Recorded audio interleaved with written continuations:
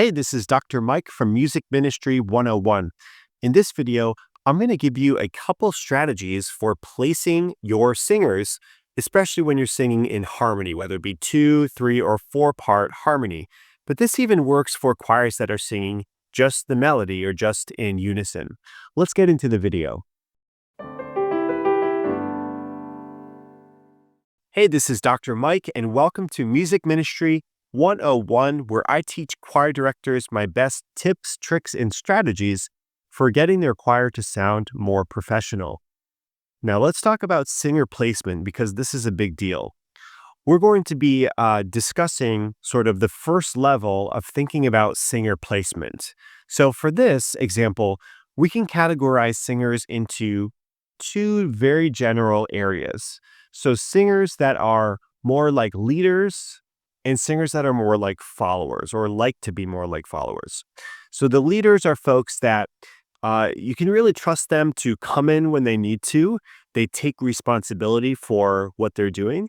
And in some cases, they just like to get their sound out there and just lead. So they just kind of go for it.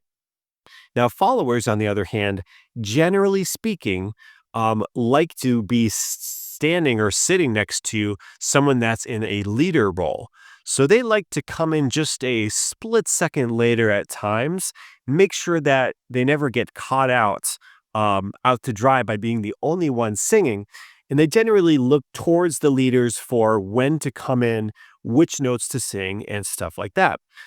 Now, again, these are just really general categories. And one of my goals as a choir director is to convert all of the people that tend to be followers into leaders so that they take more responsibility and they feel more comfortable in general in that leadership role. But anyways, forgetting that for a second, we have leaders and we have followers. So now that we've established two very generic categories of leaders and followers, what we want to do is create the best section sound that we can. So let's say we're working with sopranos, altos, tenors, and basses. So looking at sopranos, let's say you've got 2 leaders and 4 followers. Well, if you want to consider putting the 2 leaders next to each other and then all of the followers on an outside, that could work, but think about it this way.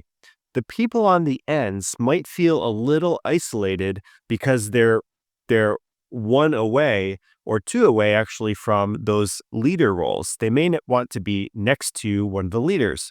So what I would do in almost all circumstances, I would put I'm trying to do this with my fingers, the 2 followers here with the leader in the middle. And then same thing here, 2 followers here with the leader in the middle.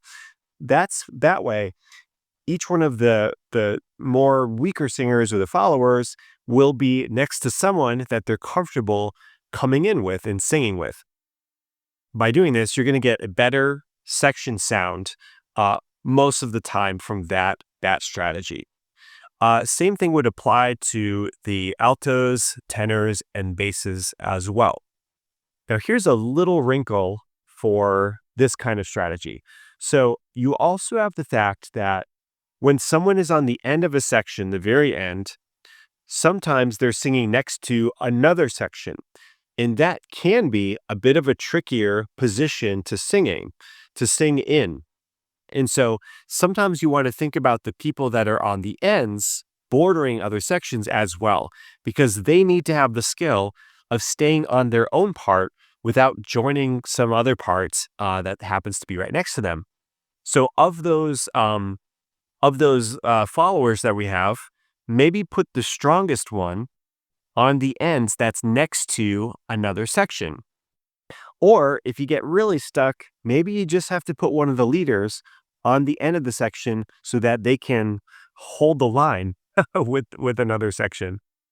Okay, so just to recap, you want to have people in a place where they're most comfortable and also sound the best. So oftentimes this means placing weaker singers with stronger singers, or people that like to follow more and people that like to lead more next to each other so that we get the best overall sound from our section and our choir.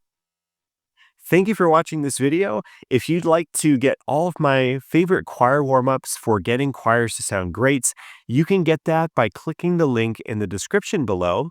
It's a guide with 10 warm-ups right in a row that I love to use with choirs because I think they are super duper effective.